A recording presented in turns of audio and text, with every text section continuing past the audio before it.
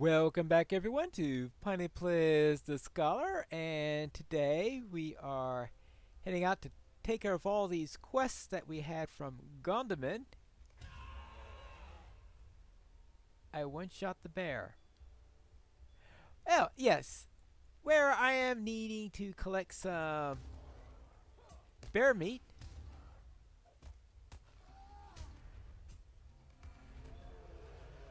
And apparently I'm being pretty successful at that. But of course, the question isn't how well I can take care of bears, but how well I can take care of the dour hands. And for this week's topic, I know I didn't have one in the last episode really, except to repeat something about understanding things.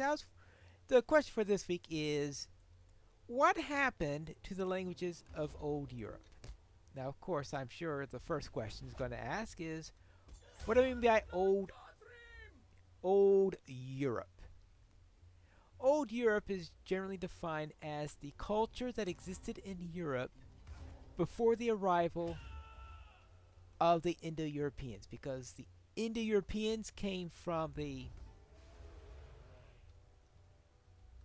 steppes up in the north of the Caspian Sea, and then they spread both east and west and south. So east, west, and south, sort of many all over the place. And the question is, all right, we have the Indo-European language. I should say the language is spread all over the place because obviously there's the question of the genetics and all that stuff too, on how much the actual people have done. Because when you have a migration language, it doesn't necessarily correspond to a migration of everybody. There could, of course, there's probably at least some actual migration of people, of course, and the best evidence for that is the gene related to lactose tolerance. It's believed that was most likely a gene that developed in the steppes because that required a pastoral society, one that kept things like cattle and the like. Because why have such a trait developed if you're not into dairy? So therefore, they're likely the source of the gene for this. So therefore, if they brought in the gene in question, we obviously mean that they came and spread around quite a place. And they guess where they went to genetically, because where are people tend to be lactose tolerant, and where do you run into people who aren't lactose tolerant? But let's go into the question of language, and actually let's take care of this war first, because he has the shield of the person that he was worried about being dead. You said you wanted peace, and we gave you peace. Rest in peace. Oh boy, what a comedian. Alright, so I recovered Geller's shield, at least, even if I couldn't save him. And let's take care of these guys. Actually, I really should turn on my scholar trait on there. But alright. So the question then is, what happened to the old languages here? Now, of course, there are several potential explanations, and in fact, most likely a combination, because generally there is no simple answer to something like this. That guy up there is an elf who's been investigating matters. So we will want to speak with him as soon as, of course, we take care of this camp. Alright, here is our scout.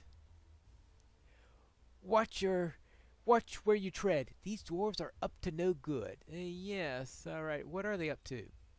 How can I be of service? Are you here to help me? My friend Arthur was taken by goblins, and I followed them to this encampment of dwarves. They are holding him high up in the cliffs that divide the lowlands from the western Hochland. I tried to free him, but there are too many. The dwarves pursued me there, and I doubt not. Oh, it's too late! They have come. Right, prepare yourself, and here are some dour hands. So, yes, he knows about where it was taken because he followed them. There you go. That's useful. Are there more of them? Yes, of course there are more of them. But I guess the first question and first answer that may come to someone's mind is military conquest. Was military conquest involved? Well, absolutely there was some military conquest involved for what here are some scholar materials. You know there had to be some involved because Rome was one of the great spreaders of the Indo-European languages because they spread the Latin language all over the place, and a very much large portion of the Indo-European language tree are in the Latin-based languages. So obviously then there was some military conquest because the Roman Empire very much fell into that category and spread it to that means. But with the conquest of Rome, they not only spread themselves, but more importantly, they spread their culture. They took over an area, often made the local peoples into citizens of Rome, and they brought in their culture and Romanized the people there.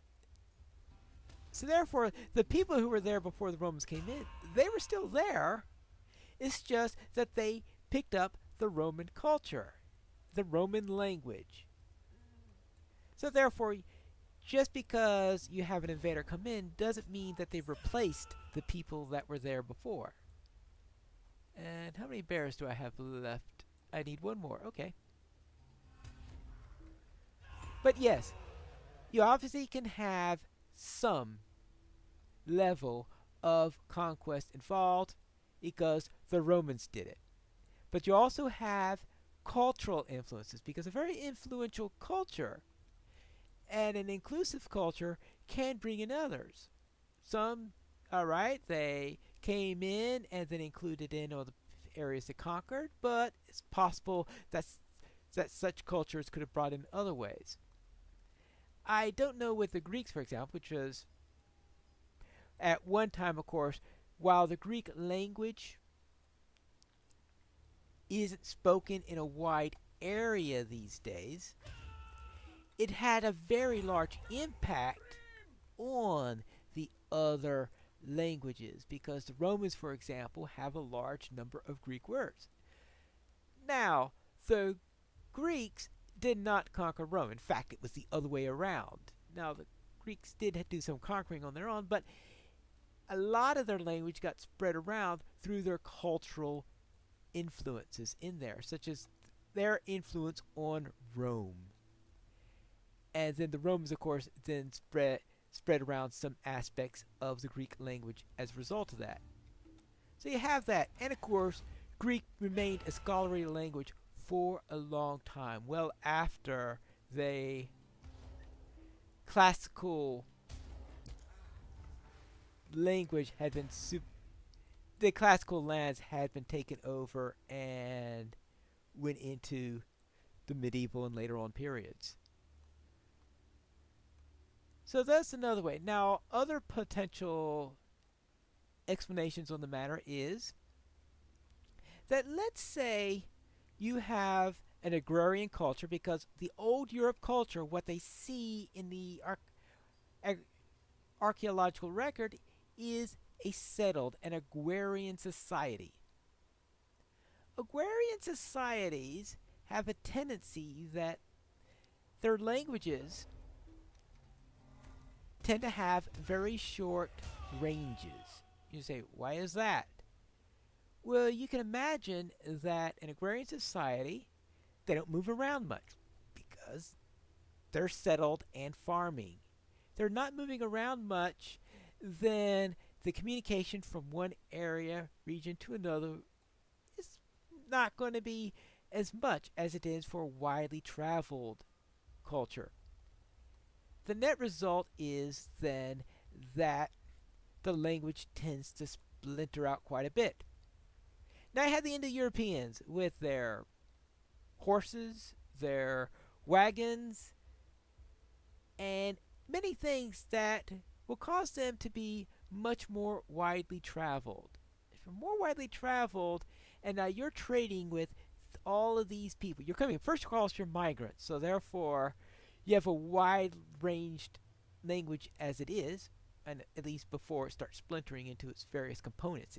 They came out to later. So first of all, you have this. So you got a highly mobile language, and now you're increasing the amount of trade that there's in the area and contact with various people with other languages. You're going to be looking for a common tongue. And this language that's being spoken over a wide area, that's the natural one to be selected as the common tongue. And some people will cling on to their languages tightly, and some will wind up deciding, all right, we'll just speak this common tongue instead.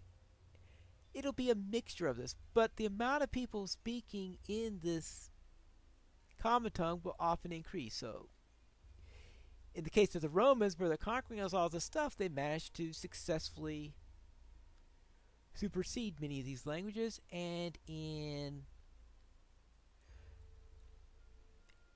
other parts, there could be other factors where maybe it's just because of the trade that happened. As I said, it's hard to trace exactly what happened. We got documents for Rome.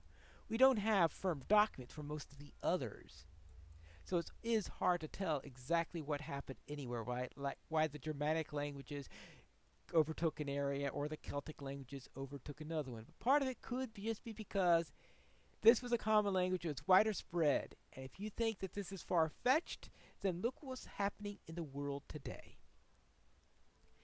In many of the countries in Europe, for example, the local provincial languages are tending to be replaced by the national language. This has been a process that's probably been going around for the last 100 years, but you tend to have more people in the past who would know the provincial languages. The number of people in Brittany that speak Breton is less today than it would have been 100 years ago. Most people in Brittany now speak French.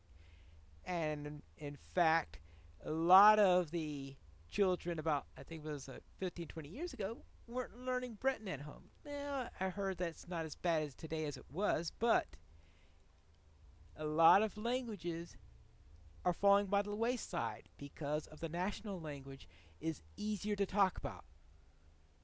Because if you're going all over France, you need to speak French. If you're going to speak French, why do I need to learn two languages? So you start to worry about that. In some parts of the world, English is now starting to become a common tongue all over the world. And this is what happens. Common tongues tend to be studied by a large variety of people. If you're traveling all over the place, you need to learn a common tongue. That's why in Middle Earth, everybody speaks Westron, even those who have their own language, because that's the common tongue. And Middle Earth isn't exactly a widely traveled area. But I think I need to speak with Askel here and tell him what happened with that shield. Well met. This is what I feared, but I could not bring myself to admit it. This shield bears mute testimony that the treachery of the Dour Hands. You have my thanks for these dark tidings. Will you help me? Ooh, I think I leveled there also. I think it's maybe time for me to turn on the Stone of the Tortoise again. I'm pretty sure I have a stone. Yeah, there it is. Very well. You have done me a great service, ill though your news was received. These vile Dour Hands, how dare they? Geller came to them to talk peace, but they cut him down like a goblin. I will have my revenge. Our elders watch me too closely, for they know my temper. I cannot fight the Dour Hands myself, but you... A while back, an elf came here looking for information about the Dour Hands. He thought they might be up to something truly terrible. He said his name was Glamir. You notice this is the third person to send me to Glamir? I sent him towards the woods northeast of Gondaman. Seek him out. Maybe he knows the whereabouts of Skithly Blackhand, the leader of the Dowerhands at the fortified eastern camp. My brother must have been slain at his orders. A grim and deadly warrior he is. Seek Lamir to learn Skithly's whereabouts and wreak my revenge upon Skithly's head. All right. Very well. And we got other things here. Now, I'm not saying that every single. Actually, I think I do need to go down this way. All right. I'm not saying that all the languages of Old Europe were lost, but I only know of one old European language that is still spoken in Europe today, and that's Basque. I think that's the only one where it's generally agreed that it was a language of Old Europe. You notice it's an isolated area. Roman influence probably didn't penetrate there, just as Roman influence didn't penetrate deep into Germany. Roman influence came into Britain, had some influence over the culture of Britain, but the people there still tended to speak whatever the ancestor is of Breton at the time, and at the same time, when they fled out in the area, the Anglo-Saxons came in, and that's the language, in fact, that took over Britain. It is not Latin that did so. It was actually the Germanic languages that did in the end during the Anglo-Saxons time, and I took care of those. Greetings, traveler. That should teach our hands a little lesson. I'm glad you think so. What do I have here? 3 items that I cannot use. Well, then I'll just take the one that's best. So therefore, we do have Basque as an example of an old European language that exists. I don't think any others, because I think Finnish is not an old Europe language. Well met, friend. What do you need? And the dwarves of Gar will be grateful for these belts. I'm glad you feel that way, and I forgot to read what he thought about the bear meat. I hope he likes it. But we do have this here. Hello there. I've come back from there, and yeah, apparently those dour hands are doing something nasty over there, that they have him, and we had to fend off some before he came back. Hail, friend, and well met. Alberta is being held in that encampment after all. You have done well, Sun Yellow, but this confirms the fears of Master Dornger. The dwarves are indeed behind the capture of Aberthal.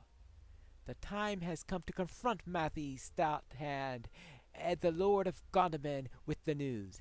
If he will not command his dwarves to release Aberthal, then my time as emissary is over. There will be war. Well, I will check with him, but You may be of service to me.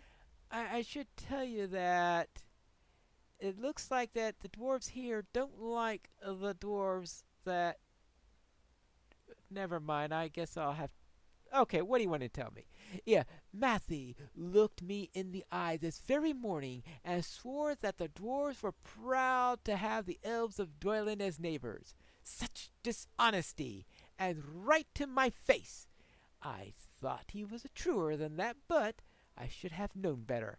No dwarf can be trusted when you have the works of art or history that he desires to possess.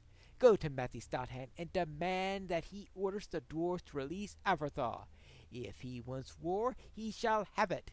You must tell him this. I do not trust myself to speak one so dishonest without striking him. You will find Matthew at the upper levels of Gondaman. Yes, well, I'm telling you, I have a feeling I know what he's going to say about that. Yeah. Now, where were we? Yes, Old Yes, we have Basque, and apparently all the other languages at some point or the other have disappeared for one reason or another. What those reasons are? Probably varied. We know that Rome was responsible for some. probably something similar to what's happening in the world today, could be responsible for others, and probably some various reasons that I have not thought of at the moment. But over time, languages come in and some languages die because another one comes in. Not necessarily because that the people themselves have changed on the matter. Just look at England. Most of the people living there are descended from the Bretons who were there during the time of the Romans.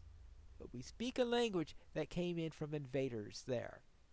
Now, while that's an example of something like that happening, I should note, of course, A, that was a military conquest similar to the Romans, but B, that was one Indo-European language replacing another. But let's see what Matthew has to say. Greetings.